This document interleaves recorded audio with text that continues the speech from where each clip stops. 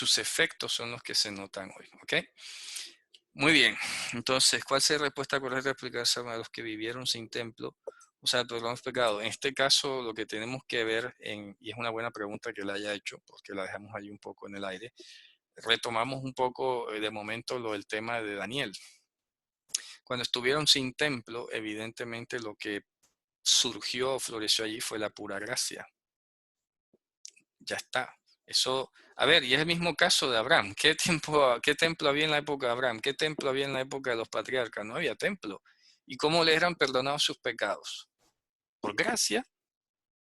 Entonces, ¿por qué el templo? Hombre, el templo tenía una función pedagógica, que ya luego que cumplió su función pedagógica, pues ya estuvo hasta ahí, como los corbanot, como todos los sacrificios. Tenía una función pedagógica, profética, etcétera, pero que ya venida la revelación de los mismos, pues ya no, para Dios, ojo, para Dios, no estoy hablando de criterios humanos, ¿eh? Es que es Dios el que no ha autorizado que se construya. Y repito, ya no hay ocasión para un tercer templo. Todo lo que se pudiese llegar a levantar por medios humanos en Jerusalén, aspirando o apelando que es el tercer templo, es pura y física mentira. Es engañoso, porque el tercer templo del que habla Ezequiel es de unas proporciones tales que no cabe ni siquiera en toda la ciudad de Jerusalén, ni en la moderna. O sea, si no cabe en la antigua, si no cabe en la moderna, pues mucho menos en la antigua y mucho menos en el pedacito de trapecio del monte del templo. Por eso es que esto nos ayuda a entender por qué es tan importante leer hasta las medidas. A veces nos parecen aburridos esos pasajes donde dice tantos palmos, tantas cañas, tantas cosas, y tú dices, bueno, esto no es tan importante, pasemos. No, sí es importante, porque luego te ayuda a responder a planteamientos que pueden ser eminentemente anti-Mesías o suplantadores del Mesías. Así que la respuesta para todos los efectos, en tanto que antes no hubo templo o durante la ausencia del templo y hoy, es la misma, la gracia. La gracia siempre estuvo. Y yo le he dicho siempre, el profeta Jeremías en el 7:22, vamos a leerlo, que es una cita, si mal no recuerdo, es una cita maravillosa. Voy a buscar aquí ese pasaje.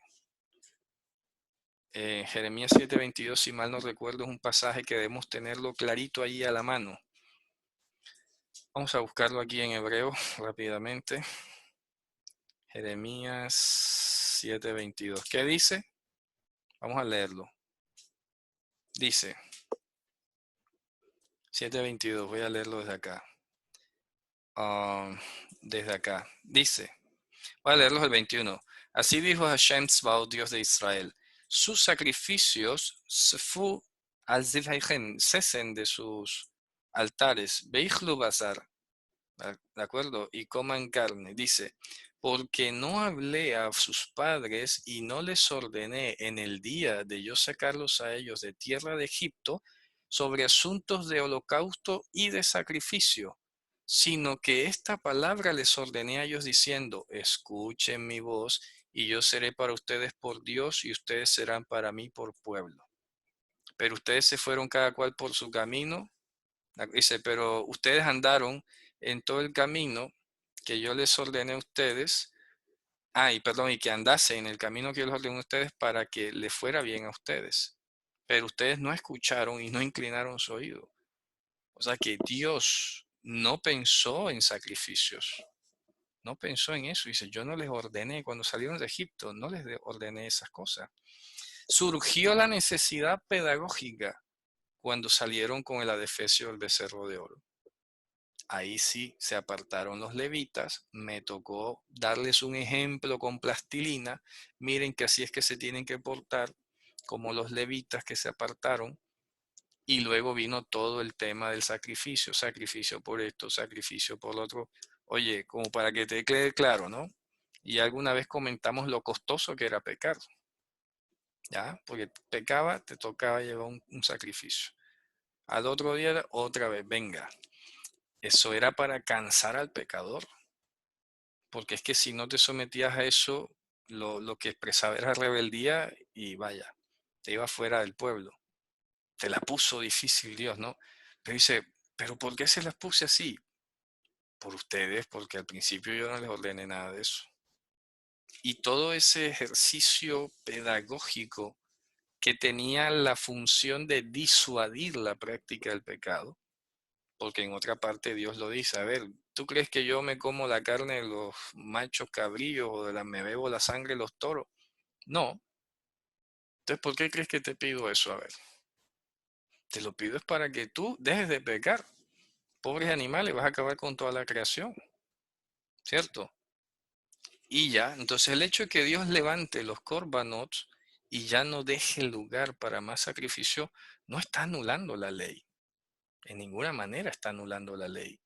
La está dejando sin ese recurso pedagógico. Ojo, pero no la está anulando. Y eso es lo que a veces los hermanos cristianos no entienden. Que entonces dicen, pero entonces tienes que ofrecer sacrificio porque la ley dice, no, no, no, la ley no dice eso. Tienes que entender que eso fue un recurso pedagógico circunstancial, temporal, para disuadir al pecador de practicar el pecado.